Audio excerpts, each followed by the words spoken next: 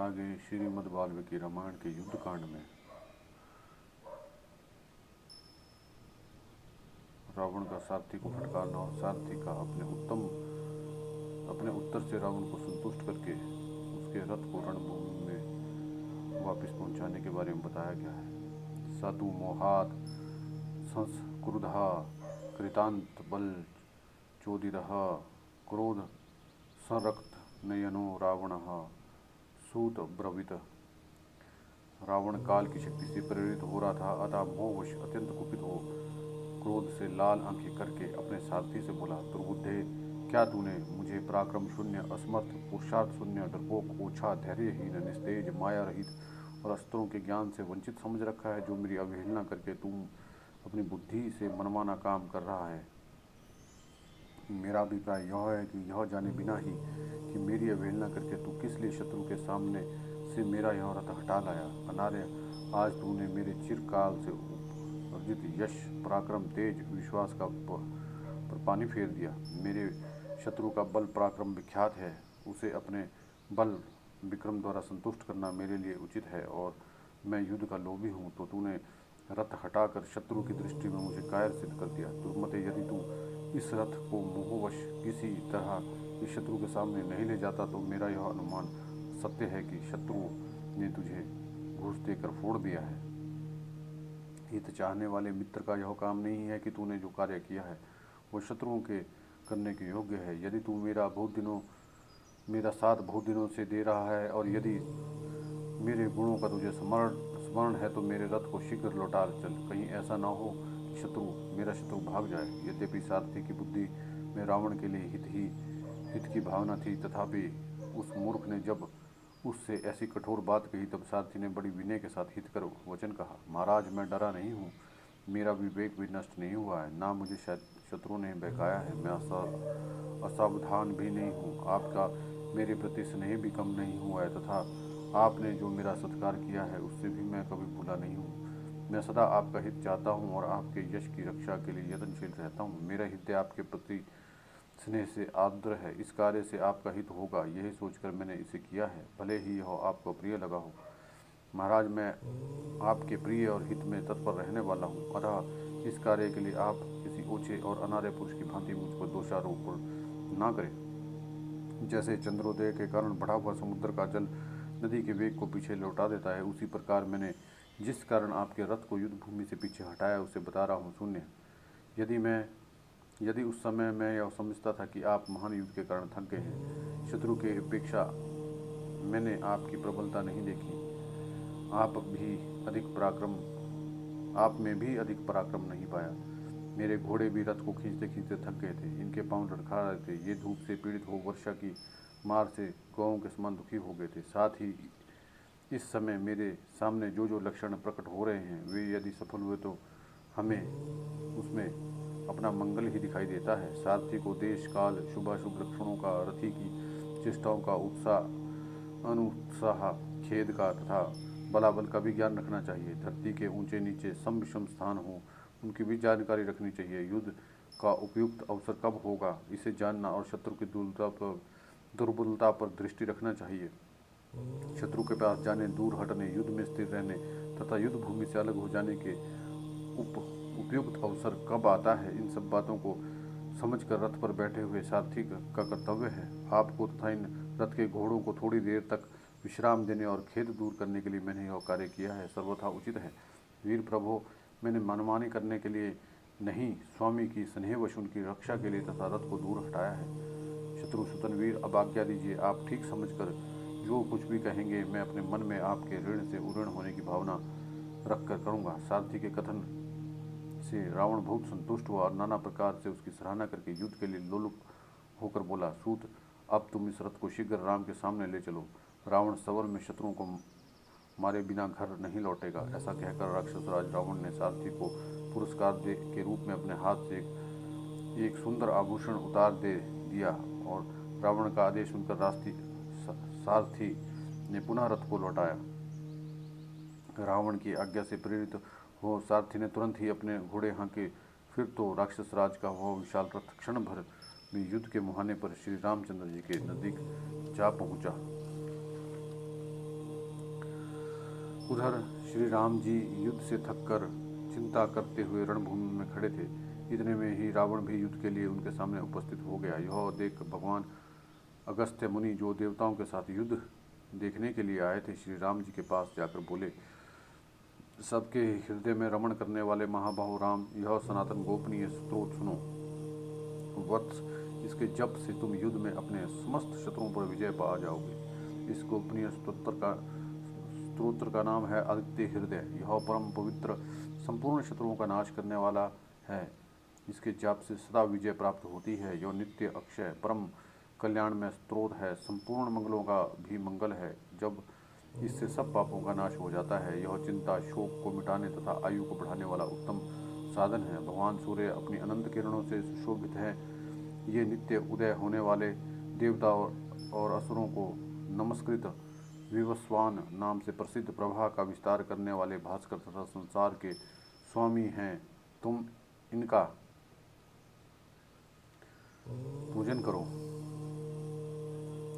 संपूर्ण देवता इन्हीं के स्वरूप हैं और ये तेज की राशि से अपने किरणों से जगत को सत्ता एवं स्फूर्ति प्रदान करने वाले हैं। यही अपनी रश्मियों का प्रसार करके देवता और असुरों सहित संपूर्ण लोगों का पालन करते हैं।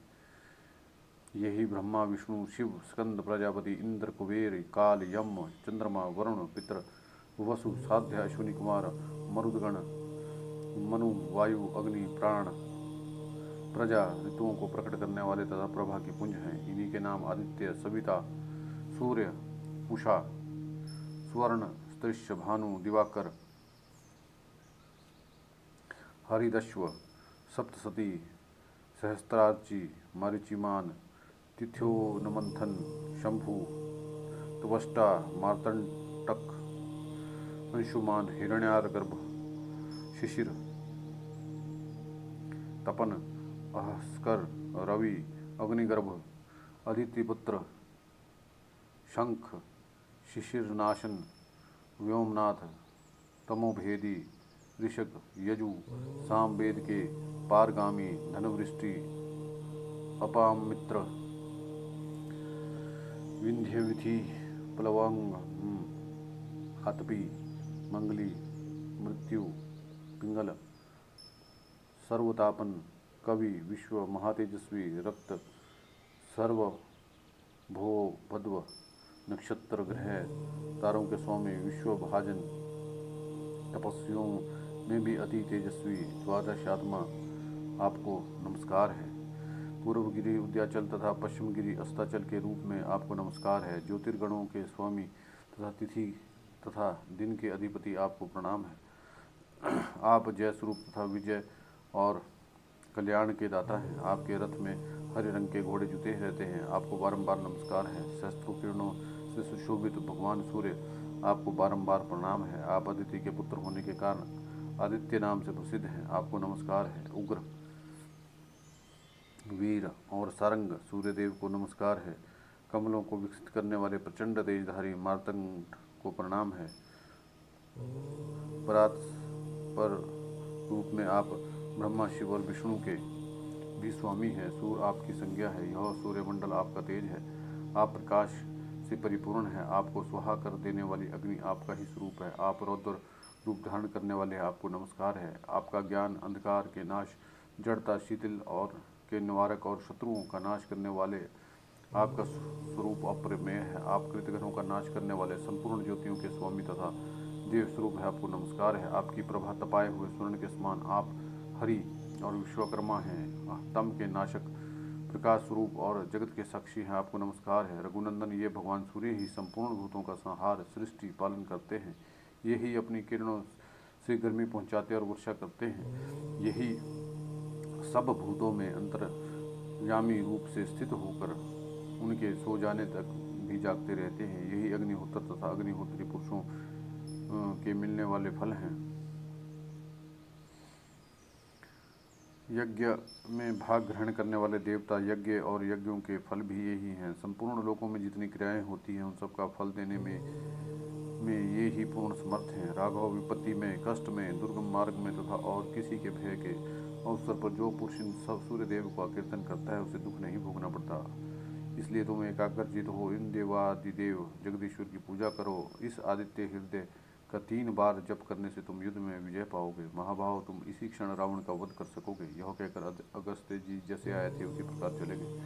उनका उपदेश सुनकर महातेजस्वी श्री रामचंद्र जी का शोक दूर हो गया। उन्होंने प्रसन्न होकर शुद्ध चित्त से आदित्य हृदय को धारण किया और 3 बार आचमन करके शुद्ध हो भगवान सूर्य की ओर देखते हुए इसका 3 बार जाप किया। उसको इससे उन्हें बड़ा हर्ष हुआ। फिर परम पराक्रमी रघुनाथ ने धनुष उठाकर रावण की ओर देखा और उत्साहपूर्वक विजय पाने के लिए वे आगे बढ़े।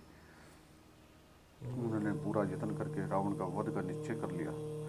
इस प्रकार देवताओं के मध्य खड़े हुए भगवान सूर्य ने प्रसन्न होकर श्री रामचंद्र जी की ओर देखा और निशाचर रावण के विनाश का समय निकट जानकर हर्षपूर्वक कहा, रघुनंदन अब जल्दी करो। रावण के सारथी ने हर्ष और उत्साह से युक्त होकर उस रथ को शीघ्रतापूर्वक हाँका। वह रथ शत्रु सेना को कुचल डालने वाला था तथा गंधर्व नगर के समान आश्चर्यजनक दिखाई देता था। उस पर बहुत ऊंची पताका फहरा रही थी। उस रथ में उत्तम गुणों से संपन्न सोने के हारों से अलंकृत घोड़े जुते हुए थे।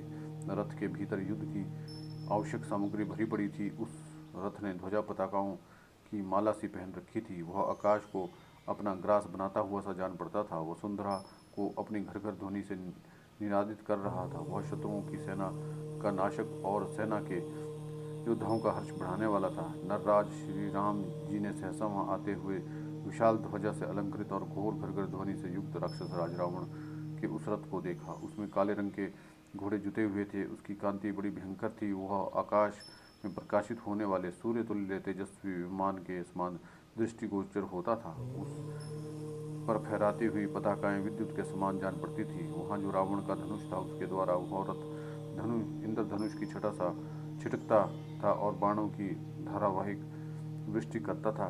इससे वह जलधारा व वर्षी मेघ के समान प्रतीत होती थी। उसकी आवाज़ ऐसी मालूम होती थी मानो वज्र के आघात से किसी पर्वत के फटने का शब्द हो रहा हो।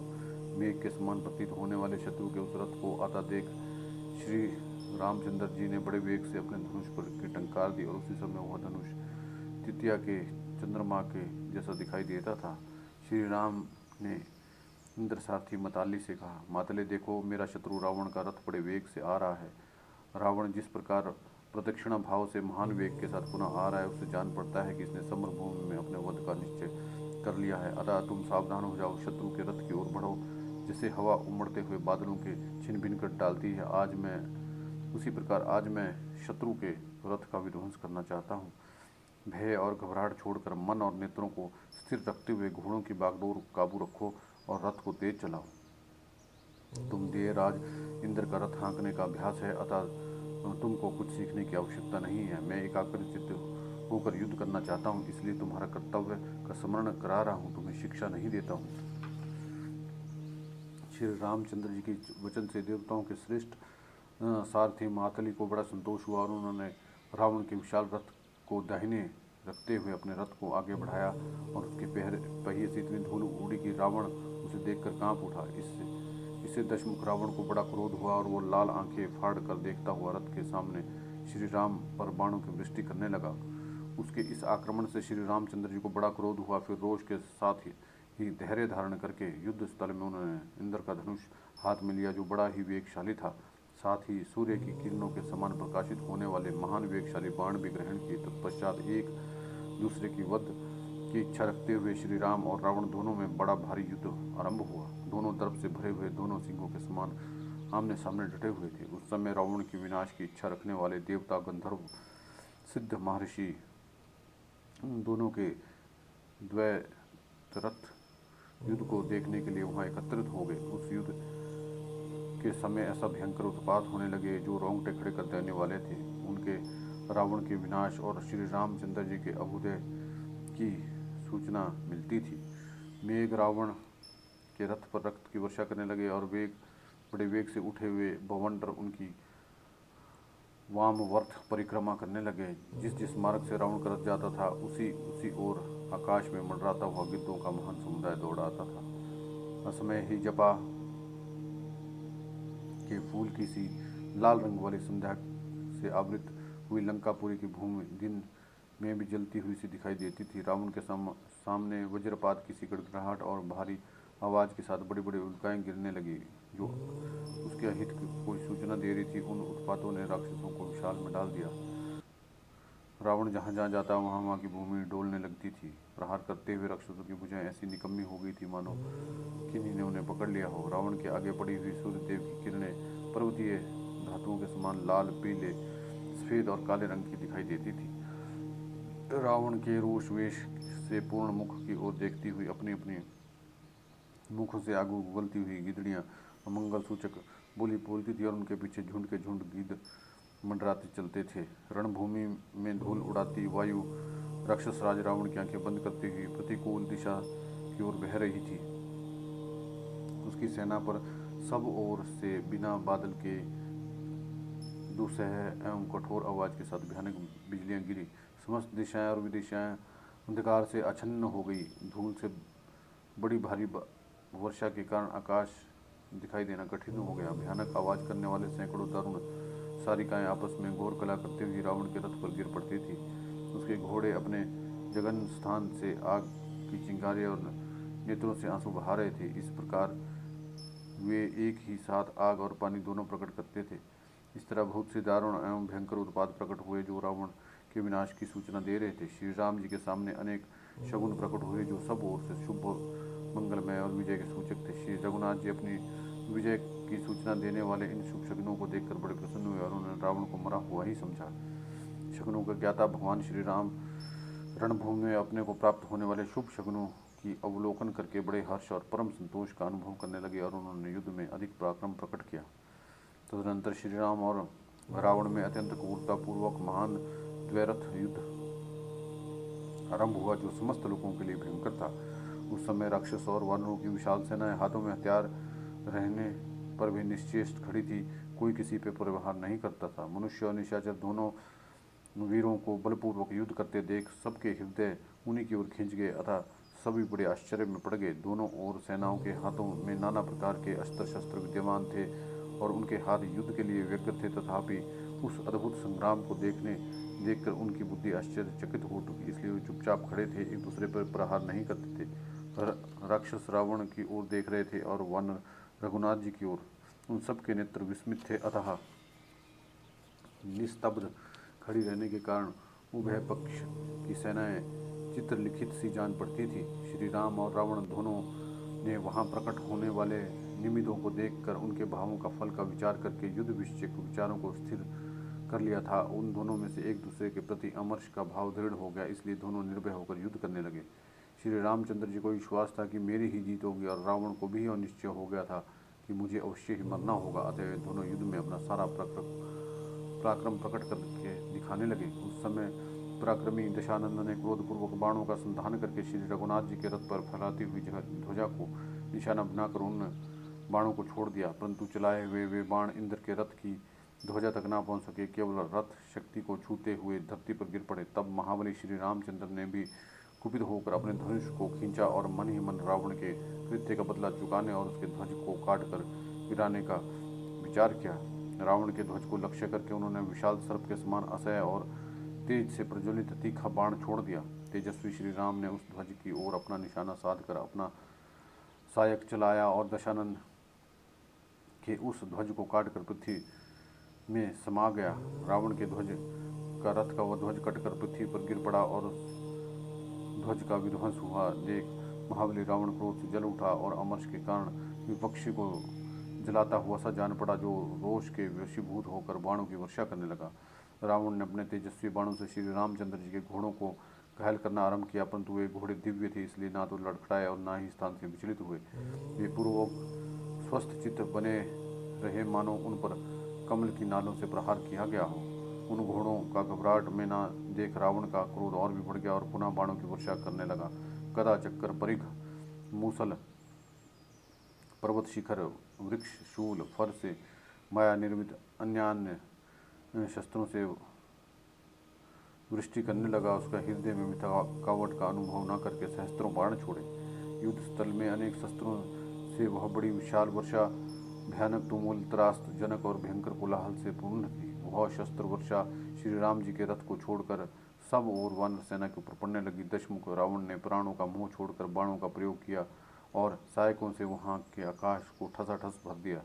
तदनंतर रणभूमि में रावण के बाण चलाने में अधिक परिश्रम करते देख श्री रामचंद्र जी ने हंसते हुए तीखे बाणों का संधान किया और सैकड़ों तथा हजारों की संख्या में छोड़ा। उन बाणों को देखकर रावण ने पुनः अपने बाण बरसाया और आकाश को इतना भर दिया कि उसमें तिल रखने की भी जगह नहीं रह गई। उन दोनों के द्वारा की गई चमकीले बाणों की वर्षा से वहाँ का प्रकाशमान आकाश बाणों से बद होकर किसी और ही आकाश सा प्रतीत होता था। उनका चलाया हुआ कोई भी बाण लक्ष्य तक पहुँचे बिना नहीं रहता था, लक्ष्य को भेदे और विदीर्ण किए बिना नहीं रुकता था तथा निष्फल भी नहीं होता था। इस तरह युद्ध में शस्त्र वर्षा करते हुए श्री राम और रावण के बाण आपस में टकराते थे, तब नष्ट होकर पृथ्वी पर गिर जाते थे। वे दोनों योद्धा दाएं बाएं प्रहार करते हुए निरंतर युद्ध में लगे रहे और अपने भयंकर बाणों से आकाश को इस तरह भर दिया मानो उसमें सांस लेने की भी जगह नहीं रह गई है। श्री राम ने रावण के घोड़ों को तथा रावण ने श्री राम के घोड़ों को घायल कर दिया। वे दोनों एक दूसरे के प्रहार का बदला चुकाते हुए परस्पर आघात करते रहे। इस प्रकार वे दोनों क्रोध से भरे हुए हैं उत्तम रीति से युद्ध करने लगे। 2 घड़ी तक तो उन दोनों में ऐसा भयंकर संग्राम हुआ जो रोंगटे खड़ देने वाला था। इस प्रकार युद्ध में लगे हुए श्री राम और रावण को संपूर्ण प्राणी चकित चित्त से निहारने लगे। उन दोनों के वे श्रेष्ठ रथ समर भूमि में अत्यंत क्रोधपूर्वक एक दूसरे को पीड़ा देने तथा परस्पर धावा करने लगे। एक दूसरे के वध के प्रयत्न में लगे वे दोनों वीर बड़े भयानक जान पड़ते थे। उन दोनों के सारथी कभी रथ को चक्कर काटते हुए ले जाते, कभी सीधे मार्ग से दौड़ाते और कभी आगे की ओर बढ़ाकर पीछे लौटा देते थे। इस तरह वे दोनों अपने रथ को हाँकने में विविध प्रकार के ज्ञान का परिचय देने लगे। श्री राम रावण को पीड़ित करने लगे और रावण श्री राम को पीड़ा देने लगा। इस प्रकार युद्ध विषयक प्रवृत्ति और निवृत्ति में वे दोनों तदनुरूप गति वेग का आश्चर्य लेते थे। बाण समूह की वर्षा करते हुए उन दोनों वीरों के वे श्रेष्ठ रथ जल की धारा गिराए हुए 2 जल राशियों के समान युद्ध भूमि में विचर रहे थे। वे दोनों रथ युद्ध स्थल में भांति भांति की गति का प्रदर्शन करने के बाद फिर आमने सामने खड़े हो गए। वे वहां खड़े उन दोनों रथों के युगंधर से घोड़ों के मुख विपक्षी घोड़ों के मुख से तथा पताकाएं से मिल गई। तत्पश्चात श्री राम ने अपने धनुष से छूटे हुए 4 पैने बाणों के द्वारा रावण के तेजस्वी घोड़ों को पीछे हटने के लिए विवश कर दिया। घोड़ों के पीछे हटने पर दशमुख रावण क्रोध के वशीभूत हो गया और श्री राम पर तीखे बाणों की वर्षा करने लगा। बलवान दशानन के अत्यंत घायल किए जाने पर भी रघुनाथ जी के चेहरे पर शिकन तक न आई और न ही उनके मन में व्यथा हुई। तत्पश्चात रावण ने इंद्र के सारथी मातरी को लक्ष्य करके वज्र के समान शब्द करने वाले बाण छोड़े। वे महान वेगशाली बाण युद्ध स्थल में मातली के शरीर पर पड़कर उन्हें थोड़ा सा भी मोह और व्यथा न दे सके। रावण द्वारा मातली के प्रति आक्रमण से श्री रामचंद्र जी को जैसा क्रोध हुआ वैसा अपने पर किए गए आक्रमण से भी नहीं होता। अतः उन्होंने बाणों का जाल सा बिछाकर अपने शत्रु को युद्ध से विमुख कर दिया। श्री रघुनाथ जी ने युद्ध स्थल पर 20, 30, 60, 100 और हजार बाणों की वृष्टि की। तब रथ पर बैठा हुआ राक्षस राज रावण का कुपित हो उठा। गदा और मूसलों से वर्षा से रणभूमि में श्री राम को पीड़ा देने लगा। इस प्रकार उन दोनों में पुनः बड़ा भयंकर और रोमांचकारी युद्ध होने लगा। गदाओं, मूसलों और परिघों की आवाज़ से बाणों के पंखों से सनसनाती हुई हवा से 7 समुद्र विक्षिप्त हो उठे। उन विक्षिप्त समुद्रों के पाताल तल में निवास करने वाले समस्त दानव और सहस्त्रों नाग व्यथित हो गए। पर्वत, वनों, कानूनों सहित सारी पृथ्वी कंपित हो उठी। सूर्य की प्रभा लुप्त हो गई, वायु की गति भी रुक गई। देवता, गंधर्व, सिद्ध, महर्षि, किन्नर, बड़े बड़े नाग भी चिंता में पड़ गए। सबके मुंह से यही बात निकलने लगी, गो और ब्राह्मणों का कल्याण हो, प्रभास रूप से सदा रहने वाले इन लोक की रक्षा हो, श्री रघुनाथ जी युद्ध में राक्षस राज रावण पर विजय पावें। इस प्रकार कहते हुए ऋषि सहित वे देवगण श्री राम और रावण के अत्यंत भयंकर और रोमांचकारी युद्ध को देखने लगे। गंधर्वों और अप्सराओं के समुदाय उस अनुपम युद्ध को देखकर कहने लगे, आकाश आकाश के ही तुल्य है, समुद्र समुद्र के ही समान है और श्री राम और रावण का युद्ध राम और रावण के युद्ध के ही सदृश है। ऐसे कहते हुए सब लोग राम और रावण के युद्ध को देखने लगे। तदनंतर रघुकुल की कीर्ति बढ़ाने वाले महाभाव श्री रामचंद्र जी ने कुपित होकर अपने धनुष से एक विस्तर सर्प के समान बाण का संधान किया और उसके द्वारा जगमगाते हुए कुंडलों से युक्त रावण का एक सुंदर मस्तक काट डाला। उससे उसका वो कटा हुआ मस्तक सिर उस समय पृथ्वी पर गिर पड़ा, जिससे तीनों लोगों के प्राणियों ने देखा। उस जगह रावण के वैसा ही दूसरा नया सिर उत्पन्न हो गया। शीघ्रतापूर्वक हाथ चलाने वाले शीघ्रकारी श्री राम ने युद्ध स्थल में अपने सहायकों द्वारा रावण का वह दूसरा सिर भी शीघ्रता ही काट डाला। उसे कटते ही पुनः नया सिर उत्पन्न दिखाई देने लगा, किंतु उसे भी श्री राम ने वज्र तुल्य सहायकों से काट डाला। इस प्रकार एक से तेज वाले उसके 100 सिर काट डाले, तथापि उसके जीवन का नाश होने के लिए उसके मस्तकों का अंत होता नहीं दिखाई देता था। तदनंतर कौशल्य का आनंद बढ़ाने वाले संपूर्ण स्तरों के ज्ञाता वीर श्री राम ने अनेक प्रकार के बाणों से युक्त होने पर भी इस प्रकार चिंता करने लगे। अहो, मैंने जिन बाणों से मारीच, खर और दूषण को मारा, क्रौंच के गड्ढे में विराट का वध किया, दंडकारण्य में कबंध को मौत के घाट उड़ाया, साल वृक्ष तथा पर्वतों को भी विदीर्ण कर दिया, बाली के प्राण लिए, समुद्र को भी क्षुब्ध कर दिया, अनेक बार संग्राम में परीक्षा करके जिनकी अमोघता का विश्वास कर लिया, वे ही ये मेरे सब सहायक आज रावण के ऊपर निस्तेज कुंठित हो गए। इसका क्या कारण हो सकता है? इस तरह चिंता में पड़े होने पर भी रघुनाथ जी युद्ध स्थल में सतत सावधान रहे। उन्होंने रावण की छाती पर बाणों की झड़ी लगा दी। तब रथ पर बैठे हुए राक्षस राज रावण ने भी कुपित होकर रणभूमि में श्री राम को गदा और मूसलों की वर्षा से पीड़ित करना आरंभ कर दिया। अब महायुद्ध ने भयंकर रूप धारण कर लिया। उसे देखते ही रोंगटे खड़े हो जाते। वह युद्ध कभी आकाश में, कभी भूतल पर, कभी कभी पर्वतों के शिखर पर होता था। देवता, दानव, यक्ष, पिशाच, नाग, राक्षसों के देखते देखते ही महासंग्राम सारी रात चलता रहा। श्री राम और रावण का युद्ध न रात में बंद होता था, न दिन में। 2 घड़ी और 1 क्षण के लिए भी उसमें विश्राम नहीं होता था। एक ओर दशरथ कुमार श्री राम थे और दूसरी ओर राक्षस राज रावण। उन दोनों में श्री रघुनाथ जी युद्ध में विजय होती न देख देवराज के सारथी महात्मा मतली ने युद्धपरायण श्री राम से शीघ्रतापूर्वक कहा, जय श्री राम।